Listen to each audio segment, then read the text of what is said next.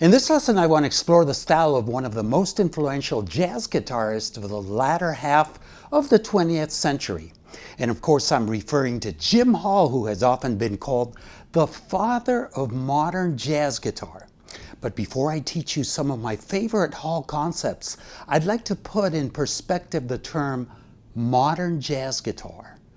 Let me begin by saying that in today's parlance, for the most part, it is not referring to bebop, but instead post-bop.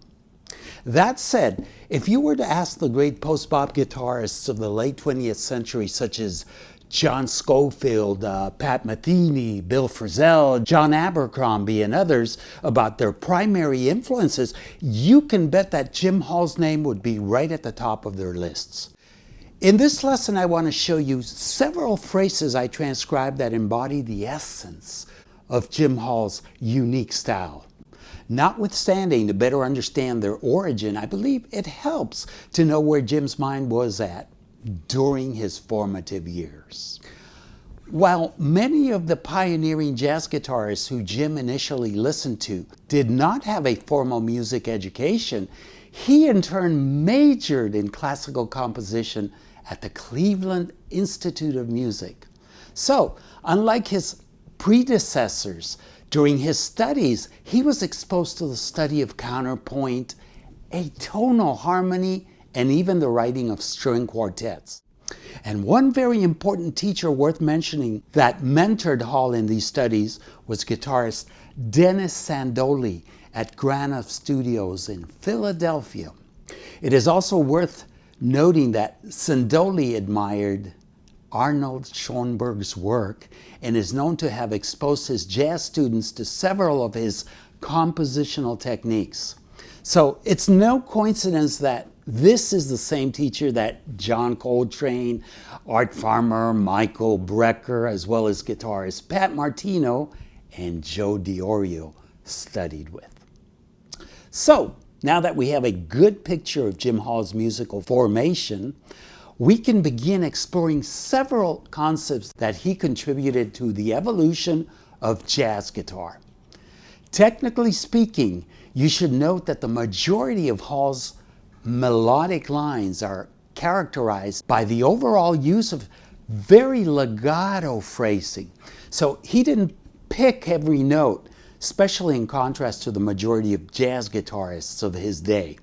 Also, bear in mind that while they were hardcore beboppers, melodically speaking, Jim Hall introduced more of a cool compositional approach to his solos, which consisted of motif development.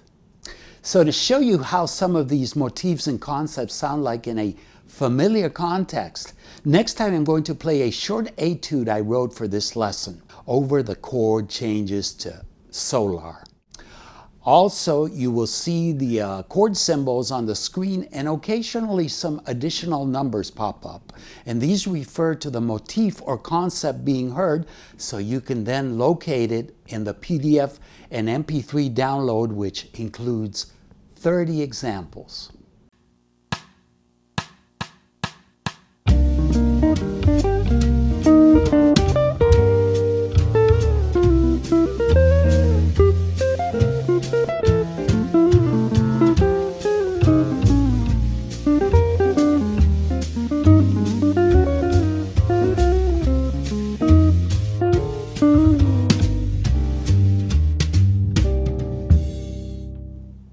Most of the motifs and ideas included in the etude you just heard, as well as those we are going to explore next, were transcribed from my two favorite recordings, which are Jim Hall Live and a 3-CD set that was released a few years ago.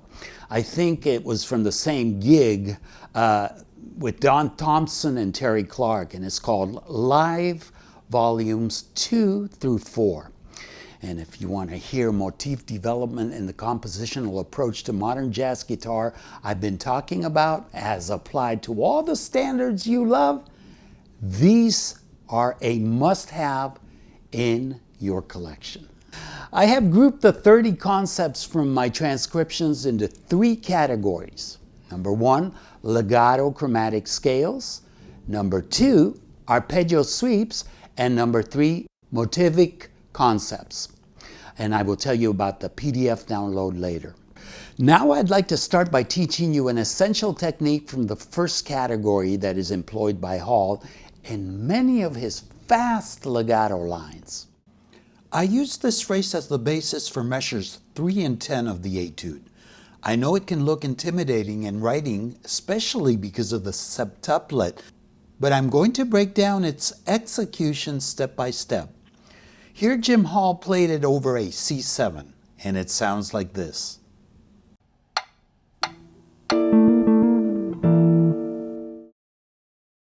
So,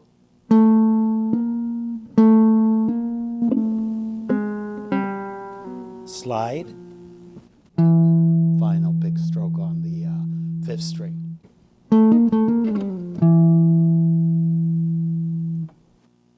Here it is over a C minor 7. And here it is modified for a C7 altered.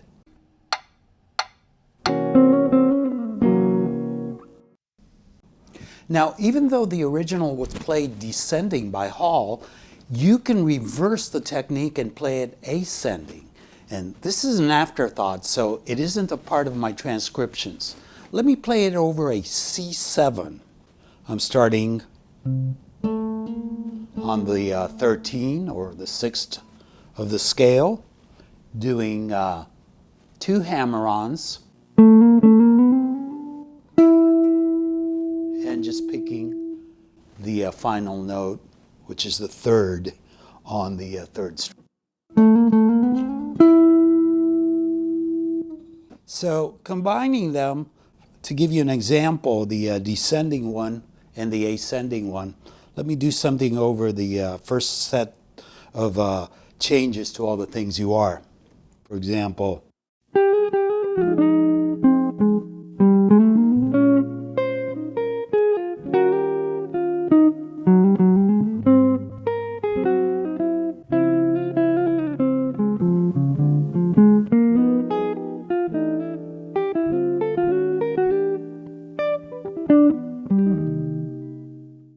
conquer your fear of tuplets.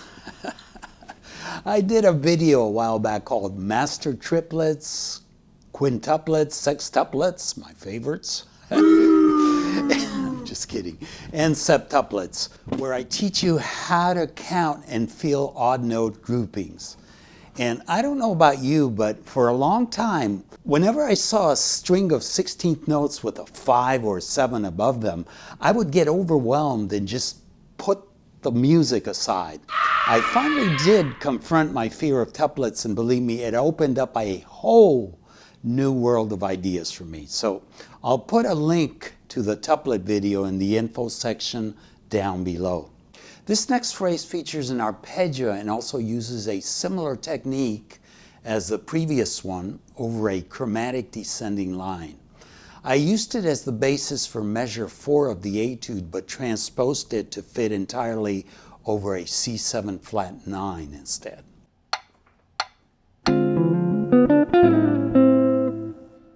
And here's a variation you can play over an A minor 7 or C major 7 sharp 11.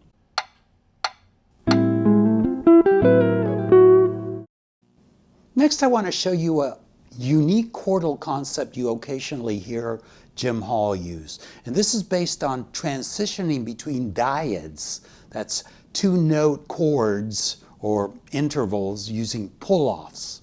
And here it is over a G minor 7. And this is a very cool concept that you can adapt to various chords. For example, here it is over an A minor half diminished. If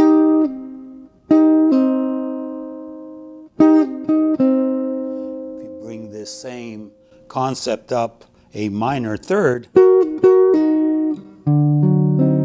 you're using it over the dominant, the altered chord. So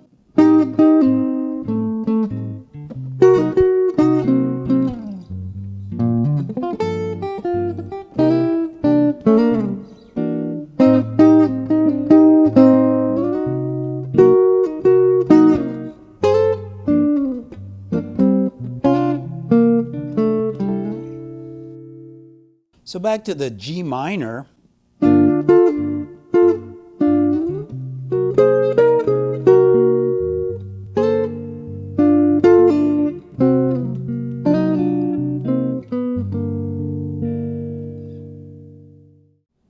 Next, we're going to explore Jim Hall's use of motif development, but first, I want to tell you about the extensive study package I prepared for this lesson. It features a PDF including notation and tab of the Jim Hall etude and 30 examples. Detailed left-hand fingering as well as pick strokes are included for both. Also MP3s of me playing the etude and all 30 examples, and a band-in-a-box file of the etude so you can slow it down, transpose it, and loop any measure in it. Finally, in case you don't own band-in-a-box, a MIDI file is also included, which you can open up to do the same in the free app MuseScore. And this download is available for a nominal contribution from jazzguitar.richiezeland.com/premium, and you will find the link in the transcriptions section. Next, I want to cover some of Jim Hall's use of motif development, which is a huge part of his style. And I could take up several lessons on this subject and still come up short. So I've decided to share with you one of my favorite motivic concepts that Hall used. Incidentally, I used it on the first two measures of the etude. And this motif consists of 3 notes. It's an interval of a 4th or 5th. It can be either or, with a 3rd note doubling the lowest note an octave up. And coincidentally, this is a structure that George Benson also uses a lot, only that he employs it as a chord while Hall instead plays the 3 notes individually and creates a motivic sequence over the changes. And it's amazing how different yet equally interesting the use of these 3 notes can sound in the hands of 2 jazz guitarists with contrasting styles.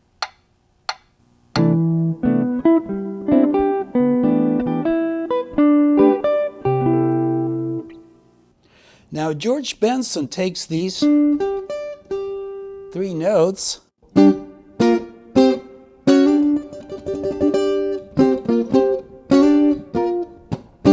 and Hendrix used it too, right?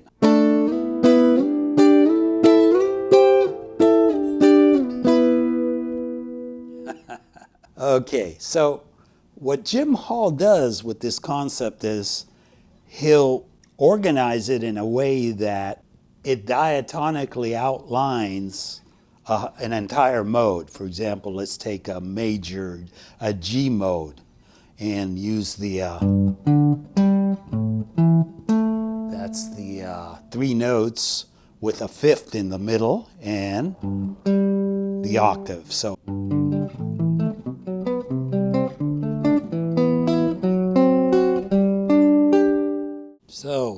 3, 4.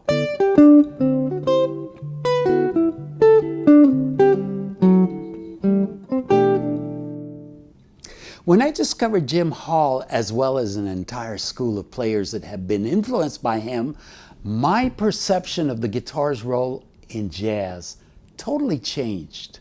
And with this change came some serious musical growth. And that's because this discovery led me, on the one hand, to study and incorporate the harmonic concepts pioneered by the European classical masters, such as counterpoint, and on the other hand, a variety of aural textures the guitar can produce when we don't attempt to pick every note. So what I'm trying to say is that I learned how to play legato jazz lines listening to Jim Hall. That said, here's my final advice. If you are not content being a full-time alternate picker and you want to incorporate a whole new dimension of textures into your playing, listen closely to the master of legato jazz guitar. Better yet, download and practice the examples in this lessons study package. It contains many of the essential techniques required to master this style. And finally, to learn more about Jim's life and career in his own words, I also recommend you watch a great documentary titled A Life in Progress, and I will place a link in the info section down below. I hope you have enjoyed this lesson. As usual, I appreciate your likes and comments and welcome any questions you might have. And if this is your first time on this channel, there's a lot more where this came from, so be sure to subscribe. I'm Richie Zellin, and until we meet again, you know the drill. Practice, practice, practice, rinse and repeat. May peace be with you.